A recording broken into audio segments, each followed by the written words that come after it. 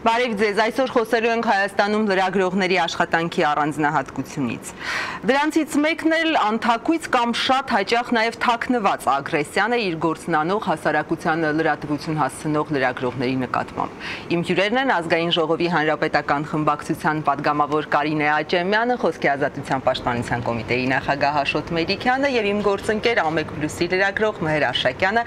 Շնորհակալություն մեր հրավերն ընդունելու համար եւ ուզում եմ նախ անդրադառնանք մի քանի օր առաջ Ազգային ժողովի դարպասների մոտ տեղի ունեցածին, մենք այժմ կարող ենք դիտել այդ կադրերը եւ դրանից հետո կգանք ստուդիա, կվերադառնանք եւ կմեկնաբանենք։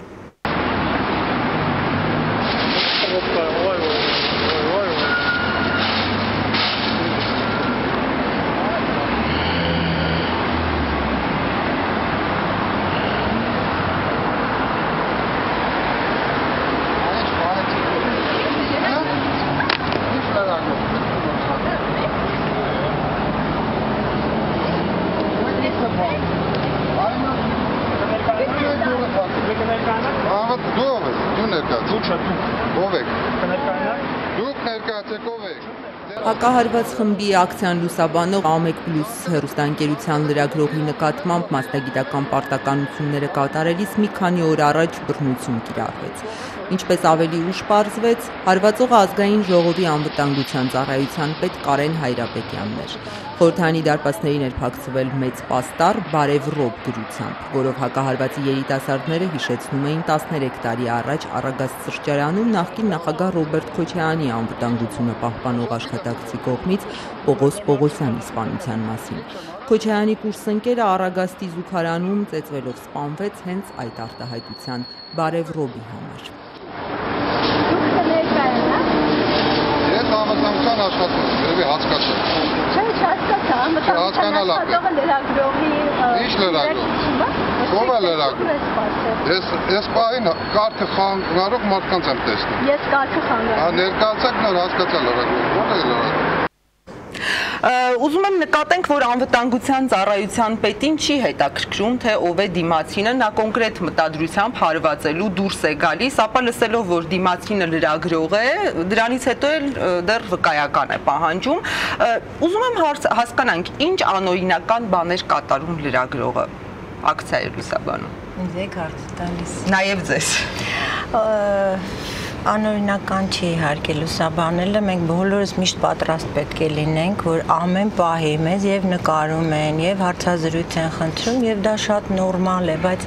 ազգային անվտանգության աշխատողը նույնպես մարդ է, երևի թե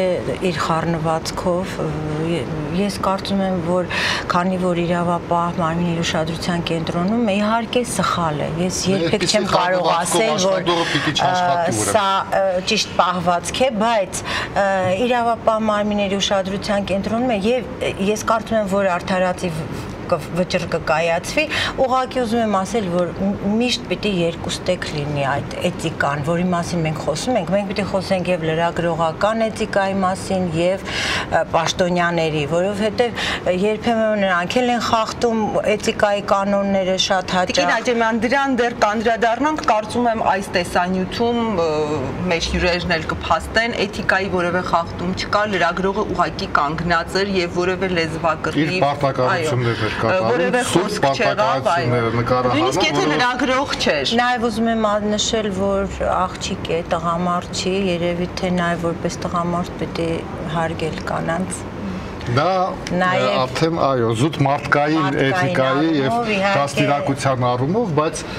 գիտեք ինչ, ես համարում եմ, որ ամեն մարդ իր խառնվածքով, իր գործելակերպով, իր պրոֆեսիոնալիզմով պետք է համապատասխանի այն պաշտոնին, որ ինքը նստել է։ Դա իդեալական երկիր կլիներ, եթե բոլոր մարդիկ համապատասխանեին։ Բայց նաեւ մենք չենք կարող թույլ տալ, որ մեր երկիրը դառնա առհասարակ դեմ գցելու երկիր եւ ոչ մի տեղ իրեն պաշտոնին համապատասխանող մարդիկ չաշխատեն, դա իսկապես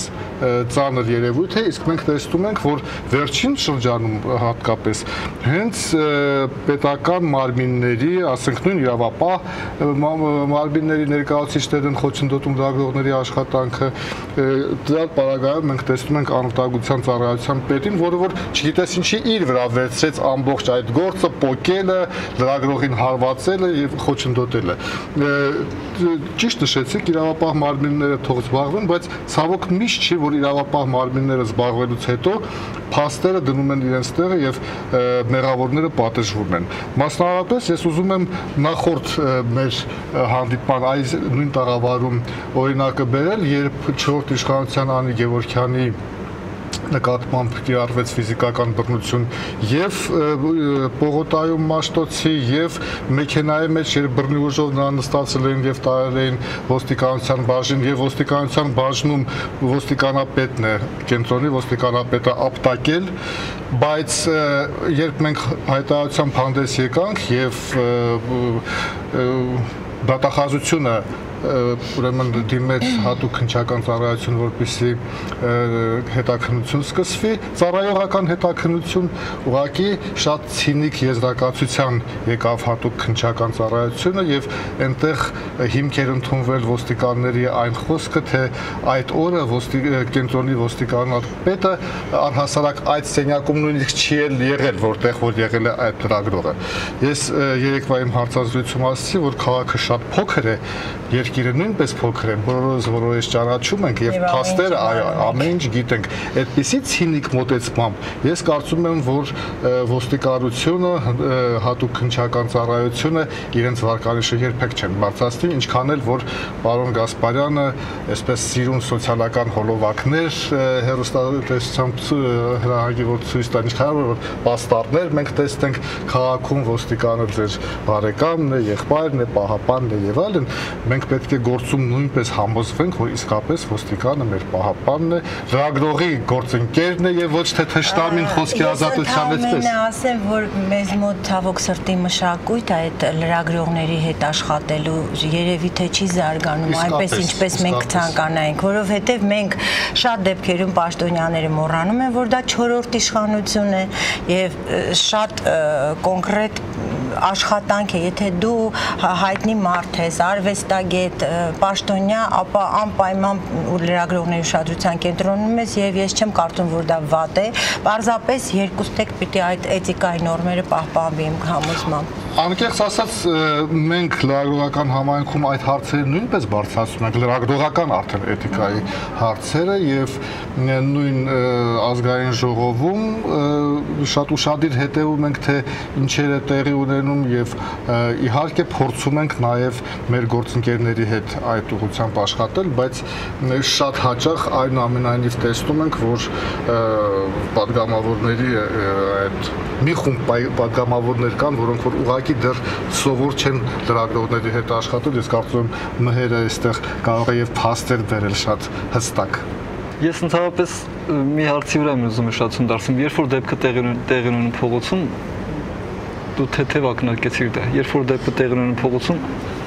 Տիկին Աջեմյան, բացարձակապես էական չի, լրագրողին նա թե ոչ,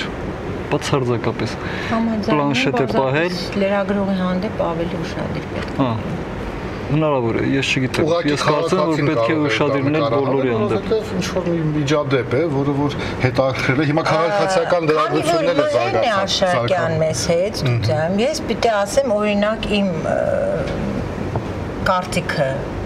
հենց այդ սադրանքների մասին նաև, որոնք իրականացնում են նաև լրագրողները։ Ես ինքս բացարձակ հետաքրքիր չեմ Մհեր Արշակյանի, որովհետև մի քանի անգամ հարցազրույց վերցրել է եւ այն ինքը ինչ որ ինքը ուզեցել է լսել կամ ինչ ուզեցել է ցուցադրել, դա տեղի չի ունեցել։ Իսկ ինչի համար է պետք անverջ մոտենալ են մարդկանց, ովքեր միգուցե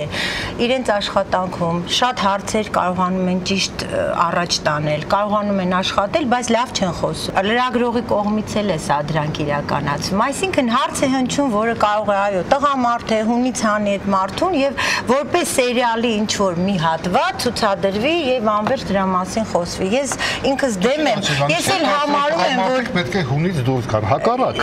Պետք է շատ քշրադատված լինեն, շատ ավելի քան միգուցե։ Բոլորը այդքան քշրադատված եւ հավասարակշռված եւ սառնասեր չեն։ Ես հարց եմ ուղղում քեզ Մհեր, ինչի է պետք է այդ մարդկանց այդ վիճակին հասցնել, այսինքն ես չեմ հասկանում, դա է ձեզ հետաքրքրում։ Եթե նորմալ հարցազրույց է, այդ արդեն հետաքրքիր չի։ Երբ որ Սերժ Սարգսյանը խոսում է խրամատից, ճիշտ կլինի խրամատի թեմայով մոտենալ, գոնե այդ պահին, գեներալին, բանակում չծառայեցին։ Հրամատը այդ փոխաբերական իմաստով էր ասում, որտեվ աշխատավայրի մասին էր խոսքը։ Մենք դպրոցում Հովհաննես Թումանյանն ենք անցել, Պարուս Սևակյանն անցել, մենք պոեզիայի զգացում ունենք, եւ երբ որ լսում ենք խրամատ, մենք կարողանում ենք ինտերպրետացնել գրական լեզվով ասած խրամատը ազգային ժողովի։ Ահա։ Եվ դրա համար մենք մոտենում ենք գեներալին եւ հարցնում ենք. ինչու եք լքում խրամատը։ Դրանից հետո գեներալը իրեն թույլ է տալիս արտահայտություններ, որոնք այնուամենայնիվ փողոցում էլ չի կարելի թույլ տալ։ Ես չեմ արդարացնում բոլորովին եւ համարում եմ, որ բոլորը պատգամավորները հասուն մարդիկ են եւ բոլորը իրենց համար, իրենց անունից, իրենց արածի համար պիտի պատասխան տան։ Բայց ես նաեւ կարծում եմ, որ մենք ինչ որ թատրոն ենք սարքում, ինչ որ հետաքրքիր սենսացիաներ ենք փտրում եւ այդ առումով իհարկե լրագրողները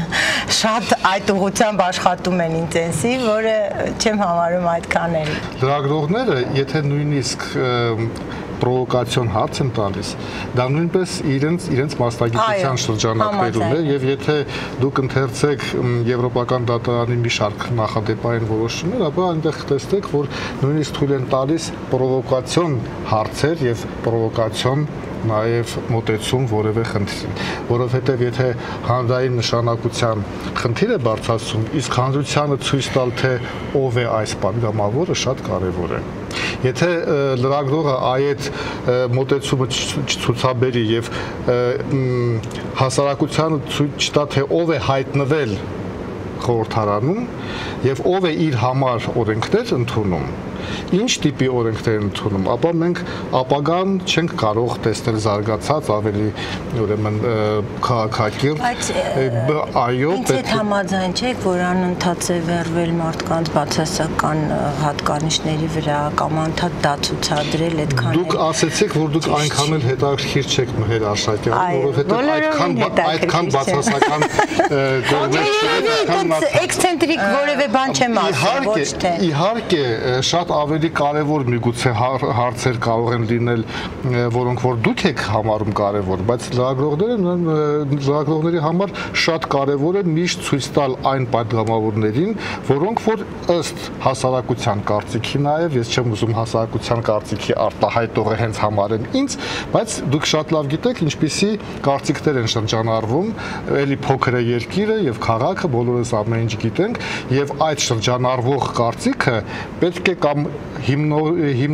հիմնավորվի որևէ բանով կամ հերկվի։ Լրագրողները ցույց են տալիս, որ կան տասնյակ պատգամավորներ, որոնք որ արժանի չեն լինել ազգային ժողովում։ Մելիքյան, հասարակության հուզող թեմաները շատ հաճախ իշխանության ցանկությունների հետ կարող են նաև իհարկե ես համամիտ եմ, որովհետև ամենասուր հարցերի վերջը բարձրացնում են լրագրողները, բայց դուք նաև գիտեք, որ հիմնականում պատգամավորները բաց են աշխատում, ազգային ժողովը բաց է եւ քիչ պատգամավորներ կան, որոնք խուսափում են եւ Տիկին Աչևյանը սուր հարցերից խոսեց, ես համարում եմ, որ ցանկացած սուր հարց կամ նույնիսկ ամենասուր հարցը դա նվեր է պատգամավորի կամ ցանկացած քաղաքական գործիչի համար, որովհետև ի վերջո պատասխանի իրավունքը իրանն է եւ եթե մարդը բանի մաց է, կարդացած է, քաղաքականությանը լավ է տիրապետում, իր խոսքերին է շատ լավ տիրապետում, նրա համար այդ սուր հարցը նույնիսկ ասում նվեր է եւ նա պետք է շնորհակալ լինի լրագրողին եւ ոչ թե չանաջարդի կամ սպառնա, որ չարան կջարդի։ Այնպես որ մենք պատգամավորներից ենք խոսում, իհարկե պատգամավորները շատ ավելի պատասխանատու պետք է լինեն, քան անվտանգության ծառայության պետը, բայց այստեղ էլ էլի պրոֆեսիոնալիզմի մասին մենք պետք է խոսենք, չգիտեմ ձեզ ինչքան է դուր գալիս խորհրդանում ունենալ այսպիսի անվտանգության ծառայության պետ, բայց համարում եմ, որ եթե նույնիսկ դուք կարծում եք, որ կամ պատգամավորները կորոշեն, որ հենց ինքն էլ պետք է շարունակի աշխատել, ապա դուք էլ երևի թե իմաստունի իր հետ աշխատեք եւ բացատրեք, որ ինքը աշխատակիցներ ունի եւ կարող է դա անել որևէ իր աշխատակից եւ կարող է անել շատ ավելի քաղաքակիրթ մեթոդով նույնիսկ չնկատել որոշումների տիրույթում չի դա, բայց դուք արդեն բացատրեցիք, ես կարծում կարելի է բացատրել։ Իսկ ինչ վերաբերում է այո, ես ինքս համարում եմ, որ ոչ ոք այնպես չի լուսաբանում պաշտոնյային, ինչպես լրագրողը, եւ դա շատ կարեւոր է, որովհետեւ եթե դու ուզում ես որ նաեւ քո աշխատանքը լուսաբանվի, դու հանդես գաս որպես քաղաքական գործիչ, դա իհարկե առաջնահերթ ես համարում եմ, որ ամենակարևոր աշխատանքի մեր ոլորտում ուղղություններից մեկը դա իհարկե լրատվության հետ աշխատանքն է լրագրողների, որը պարտավոր է պատգամավոր իրականացնել, բայց եթե տեսնում եք, որ հնարավոր է կան մարդիկ, ովքեր իրականում լավ չեն խոսում, բայց լավ պատգամավոր են, այսինքն ես մտածում եմ, որ երևի թե պետք չի սևեռվել։ Լավ ասեցիք, լավ չեն խոսում, բայց լավ պատգամավոր են, բայց մենք գիտենք, որ այնքան էլ լավ պատգամավորներ չեն եւ չեն գալիս Փառք Աստծո ամեն ինչ գրանցվում է եւ տեսնում ենք ակտիվությունը, տեսնում ենք թե ինչ հարցեր են բարձրացնում կամ առհասարակ ոչինչ չեն բարձրացնում եւ ոչինչ չեն խոսում։ Դուք լուսաբանեք հետագայում ընտրություններին, այո, դա պիտի ունենա իր ցավոք այդ ընտրությունների վրա չի ազդում, շատ քիչ է ազդում կամ առհասարակ չի ազդում, բայց դա է, երբ որ ազգային ժողովում գոյություն ունի ճնշող մեծամասնություն, ինչ կապ ունի ով է լավ լրագրող, ով լավ լրագրող չի, այսինքն երբ որ գոյություն ունի ճնշող մեծամասնություն եւ դուք ձեր ներսում բոլոր հարցերը որոշում եք, բոլոր սահմանափակումները դնում եք ձեր մասին չի խոսք, էլի մեծամասնությունից խոսքը, բոլոր սահմանափակումները դնում եք լրատվամիջոցների վրա, ինքներդ եք որոշում ինչպես կասեմ, ոչ մի սահմանափակում, ամբողջ ամառը եղել է սահմանափակում, ամբողջ ամառ եղել է սահմանափակում։ Ես ամռանը բազմաթիվ նկարաններ եմ ձախողել ազգային ժողովում, տեղ գտած ազգային ժողովում, այսպես ասած ի հայտ եկած նոր սահմանափակում։ Ամռան որ հատվածում հուլիս, օգոստոս հատվածներում։ Արձակուրդների ժամանակ լրագրողը դադարում է լինել լրագրող։ Բայց ես չգիտեմ ինչի համար է այդ որը։ Երևի թե այդ պատճառով, որ բոլորը արձակուրդի մեջ են եղել։ Բայց ինչ սահմանափակում է եղել, ես էլ կուզենայի ճիշտ ասած։ Բայց ես նաև արձակուրդներին ճիշտ ասած լրագրողի հանդիպել եմ։ Սահմանափակումը վերաբերում էր երբ քեզ անցաթուղթով երբ անցաթղթով հնարավոր է որ լրագրողը մտնի ներս, սակայն այն տեխնիկան, որը անհրաժեշտ է լրագրողական աշխատանքի իրականացնելու ձայնագրիչ կամ այո, տեսախցիկ ուղղակիորեն մեկ այլ անցաթղթով, որը ազգային ժողովի աշխատակազմը պետք է իջեցներ, միայն դրա արկայության դեպքում էր հնարավոր, որ այդ տեխնիկան անցկացվեր։ Եվ այդ փաստաթուղթը չի իջացել, այո, ինչու՞։ Չի, դա հավես չունեն։ Որովհետև դա կրկնակի նորմալ է, մարդիկ են հավես չունեն, չեն իջացնում զահլա չկա, որտեղ դա պետքա ոտքով արվի, ոչ թե համակարգչով։ Ազգային ժողովի աշխատակազմի ղեկավարը կամ ղեկավարությունը անցաթուղթը իջեցնում է, ինչ որ մեկը ընդեղից մինչև անվտանգության մտնում ես ազգային ժողով արձակուրդների ժամանակ, որ հանդիպես ում պատգամավորներին, որոնք այնտեղ են։ Ես եմ այնտեղ, բայց ես պարտավոր չեմ լինել միշտ այնտեղ, երբ ես արձակուրդի մեջ եմ։ Այ դրա մասին է խոսքը։ Չէ, մերը նկատի ունի արդեն ձեռք բերված պայմանավորվածությամբ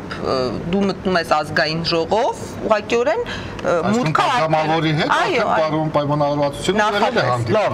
իմ ասած ընդհանրապես սա է, Տիկին Նաչիմյան, շուտ շատ մանրացանք էլի։ Իմ ասած ընդհանրապես սա է։ Ինչ ենք մենք մեծամասնություն։ Հա։ Ամփոփեմ իսկս։ Երբ որ դուք մեծամասնություն եք, սահմանում եք բոլոր այն խաղի կանոնները, որոնք մեզ խանգարում են աշխատել։ Եվ սա նույնպես այդ խաղականոնների շրջանակում։ Այս մարդը ի սկզբանե պետք է այնտեղ գործ ուներ, ոչ թե պետք է դրսևորվեր, նոր մենք որոշենք, որ ինքը այնտեղ գործ չունի անելու։ Սա ի սկզբանե ազատությունը, որը տրվել է վերջին տարիներին մամուլին, լրագրողներին, երբեք չեք ասի մեր մի 10 տարի, 20 տարի առաջվա ժամանակների մասին։ Ես ճիշտն ասած շատ զարմանում եմ սահմանափակումների մասին, երբ խոսում եք, որովհետև ձեզանից յուրաքանչյուրին եւ նիստերի օրերին եւ մնացած օրերին հանդիպում եմ եւ ես որևէ սահմանափակումման չեմ հանդիպել եւ չեմ լսել, որ խոչընդոտել են լրագրողների մուտքը։ Ես չեմ դժգոհում։ Իսկ ոչ նիստերի օրերին դժգոհում եք, այդպեսի դեպք չկա, ես ամռանը, Տիկին Նաչիմյան, միայն ամռան։ Հա, բայց մեղադրել մեծամասնությանը գոյություն ունի աշխատակազմ, գոյություն ունեն կանոններ, որոնք բոլորի համար են, եւ ես կարծում եմ, որ այդ կանոնների շրջանակներում են աշխատում նաեւ լրատվամիջոցները։ Մենք չենք որոշում։ Ուշադիր, Տիկին Նաչիմյան, երբ որ ամբողջ երկրում եղանակ են ստեղծում մարդիկ, որոնց, այսպես ասած, օրենսդրական վիճակով չեն կարողանում հակադրվել խիստ փոքրամասնությունները, դուք ինչ ուզում անում եք։ Խիստ փոքրամասնությունը ստացել է այդքան ձայն, մեծամասնությունը այսքան ձայն։ Մենք որոշել էինք կոալիցիայով աշխատել,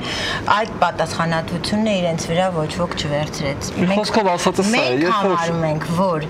մեծամասնությունը դա իրականում այդպիսի պրոբլեմ է, իհարկե մեծամասնությունը խնդիր է առաջացնում միայն մի դեպքում, որ պատասխանատվությունը ամբողջ դուք բոլորը ծևեռվել եք մեր վրա, որովհետև բնականաբար մերն է պատասխանատվությունը, մենք ենք որոշումներ կայացնողը, բայց ոչ այդ հարթակում, որի մասին քաղաքական մեծամասնության մասին, ես խոսում եմ հենց այնց մեծամասնության մասին, հենց այնց մեծամասնությունը քաղաքական մեծամասնությունից տարբերվում է նրանով, որ հենց այնց մեծամասնությունը կարող է լինել Մանվելը, Գրիգորյան, Սամվել Ալեքսանյան, Մահերը Սեդրակյան, սա հենց այնց մեծամասնություն է։ Վերջ։ Տիկին Աճեմյան, բռնության, անհարգալից վերաբերմունքի, լրագրողի մասնագիտական պարտականություններին խոչընդոտելու յուրաքանչյուր դեպքից հետո իշխանության յուրաքանչյուր ներկայացուցիչ շատ գեղեցիկ նախադասություններ ունի, այսպես դարակում, բայց ոչ ամենօրյա աշխատանքին անթույլատրելի է, դատապարտելի է եւ նման բառեր։ Բայց ինչ ենք տեսնում պրակտիկայում։ Լրագրողի աշխատանքի դաշտը, ինչպես արդեն խոսեցինք, նեղանում է, ամեն ինչ արվում է, որ լրագրողները առանձնացվեն պաշտոնյաներից եւ ինֆորմացիայի պակաս փակողներ ինչքան ուզեք։ Հիմա հասարակությանը հետաքրքրող թեմաները, այո, շատ հաճախ պաշտոնյաներին են առնչվում, ի վերջո այդ հասարակությունն է պահում չինովնիկներին, ուստի իրավունք ունեն իրենք տեղեկացված լինեն։ Եթե ոչ բացահայտ այս թաքնված ագրեսիան, վիրավորանքը, հայացքը, արհամարանքը, այս բարագայում չի պակասում։ Ագրեսիան, վիրավորանքը դա մեր հասարակությանը հատուկ է, ոչ միայն այս դաշտին է վերաբերում, եւ շատ լավ կլիներ բնականաբար, որ մենք ավելի հանդուրժող լինենք, բոլորս ենք դրան ձգտում, բայց կոնկրետ այս դեպքի հետ կապված դուք անդադ սահմանափակումներից եք խոսում, սա այդ դեպքը չի, որտեղ կար սահմանափակում, պարզապես անվտանգության աշխատակից է, իրեն ոչ ճիշտ է պահել, մասնագիտական գործունեության խոչընդոտում է եւ դա անօրինական սահմանափակում է։ Այո, բացի դրանից, Տիկին Աճեմյան, այս մարդու ներկայությունը արդեն իսկ հայտ է լրագրողներին տեղյակ լինելու, ոչ միայն լրագրողներին, այլև քաղաքացիներին տեղյակ լինելու, որ այս դարպասներից հեռու մնացեք, գլուխներդ կջարդենք հաջորդ անգամ մոտենաք։ Եվ այս մարդը ինչ-որ բան մարմնավորել ենք ունենում, եւ բաց է եւ բոլորը կարող են մտնել ազգային ժողով եւ դա առաջ չկար, այսինքն այս բողոքի ակցիաները բացառ։ Քանի որ դատախազությունը ընթացք է տվել։ Կարելի է դրան անդրադառնալ։ Ես ուզում եմ, որ անպայման արդարացի վիճակ կայացվի։ Պարոն Մելիքյան, ձեր կոմիտեն մի քանի լրագրողական կազմակերպությունների, Երևանի մամուլի ակումբի, մեդիանախաձեռնությունների կենտրոնի, նաև AMEC+-ի հետ միասին դատապարտեց տեղի ունեցածը, դատախազությունից պահանջեց հայտարարությունը դիտել որպես հաղորդում հանցագործության մասին, ազգային ժողովից էլ պատասխանատվության ենթարկել նշված անձնավորությանը եւ միջոցներ ձեռնարկել հետագայում նման միջադեպերը բացառելու նպատակով։ Դատախազությունը մասամբ արձագանքել է ձեր հայտարարությանը, Գևորգ Կոստանյանը հանձնարարություն է տվել հատուկ քննչական ծառայությանը զբաղվել դեպքի մանրամասներով, այսինքն հնարավոր է նաև հետաքննություն եւ հետագայում քրեական գործ, հնարավոր է նաև ոչ։ Այժմ լսենք խորհրդարանի ղեկավարի արձագանքը падգամավոր Նիկոլ Փաշինյանի հայտարարությանը։ Ես կարծում եմ, որ տեղի է ունեցել շատ լուրջ իրավախախտում, որով պետք է զբաղվեն համապատասխան մարմինները, նախ որպես ազգային ժողովի падգամավոր դատապարտում եմ խստորեն նման գործելակերպը ազգային ժողովի աշխատակցի եւ կարծում եմ, որ հարցով պետք է զբաղվեն իրավապահ մարմինները, բայց մինչ այդ, պարոն Սահակյան, կարծում եմ պատեհ կլինի, որ դուք հանձնարարեք, որպեսզի այս հարցով անցկացվի ծառայողական քննություն։ Շնորհակալություն։ Ուրիշ Տևան Պողոսյան։ Ես կարող եմ մեկնաբանել։ Իհարկե, համեցեք։ Ասեմ ձեզ, որ բազմիցս խոսվել է վարման կարգի մասին, ազգային ժողովը ունի կանոնակարգ օրենք, որին մենք պետք է ենթարկվենք, եւ սա հենց այդ դեպքն է, երբ խախտվում է, սա այս հայտարարությունը կարելի անել հայտարարությունների ժամին, կարելի անել այն պահին, երբ դրա իրավունքը ունես։ Վարման կարգով, երբ դու խոսք ես վերցնում, դա պետք է վերաբերվի կամ օրենքին, որը քննարկում է, կամ հենց կոնկրետ այդ իրավիճակին, այսինքն հենց այդ պատճառով որ չի արձագանքում։ Հասկանալի է, բայց ըստ էության մենք բազմիցս աշխատանք սկսելուց սա միջապես հետո է եղել, այսինքն վարման կարգի ես չգիտեմ դուք որևէ մեկին հարց տվել եք։ Չէ, մենք հայտարարությամբ ենք հանդես եկել եւ ակնկալում ենք որևէ արձագանք ազգային ժողովից։ Ես որպես падգամավոր արձագանքեցի, դա Չէ, պաշտոնական արձագանքը, եթե արդեն դատախազությունը այդ գործը քննում է, դա արդեն կարծում եմ որ ուղղակի ես ներողություն, պարոն Մելիքյան, եթե այդ մարդը Տիկին Աջեմյան կներեք, եթե ձևակերպում է ինչ-որ կերպ այն չի լինի, այդ մարդը հարվածել է աղջկա, որը պլանշետ է պահել։ Անկախ նրանից լրագրողը Եթե ձեզ չի հարվածել, ինքը իրավունք ունի իր տեղում մնալու։ Ինչ է կարծում ինձ չի հարվածել, այսինքն թե պարզապես դուք ձեր տեղում նստած եք ու ձեզ չի հարվածել, ինքը իրավունք ունի իր տեղում մնալու։ Ինչ է կարծում։ Ես չեմ կարող քննել եւ իրավապահի կողմից հայտարարություն անել, բայց ես կարծում եմ որ սա այո, ագրեսիվ պահվածք է եւ ոչ հարիր անվտանգության աշխատակցին ընդհանրապես տղամարդուն։ Այո։ Բայց Տիկին Աջեմյան, ճիշտ ասած, ես մի այլ ռակուրսով էի խնդրին ուզում նայել, մասնավորապես մեր կազմակերպությունը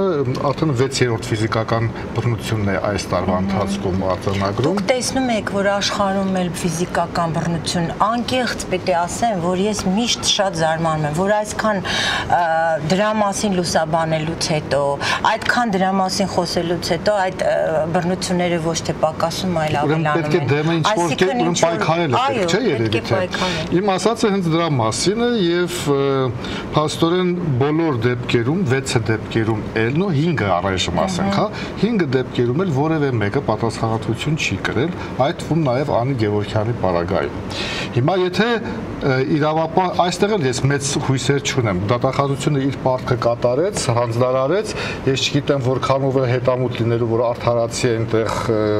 ուրեմն օբյեկտիվորեն հետաքննություն լինի, առայժմ չի արվել, գնահատական չտանք, բայց եթե իրավապահ մարմինների մակարդակով այդ հարցը չի լուծվում, այստեղ իհարկե ես առանց քաղաքականացնելու, քանի որ հենց հանրապետական մեծամասնությունը պատասխանատվությունը վերցրել իրավիճակի համար երկրում միգուցե արդեն պետք է քաղաքական մակարդակով քննարկել այս հարցը, եթե մենք չենք ուզում ագրեսիան եւ անպատժելիության մթնոլորտը այսպես շարունակվի, միգուցե իմաստ ունի իսկապես քաղաքական մակարդակով ՀՀԿ նստի ասես, այս անելիք չի, որ ինչը կատարվում է լրագրողների հետ։ 5 հանգիստ տարվա ընթացքում եւ երբ ոչ ընտրություններ կան, չի շիկացած չի մթնոլորտը եւ այդ դեպքում ղեկավար ՀՀԿ մեծամասնության ղեկավար քաղաքական ղեկավար ոչ թե խմբակցության չեմ անի ձեր ասածը։ Եվ ձեր ասածը որովհետև ես դրա փոխարեն գնում եմ դպրոցներ եւ բացում հայրենասիրական ակումբներ, որը նշանակում է, որ ագրեսիան լինելու է նոր թափով։ Ես խոսում եմ խրամատներից։ Չի նշանակում։ Մենք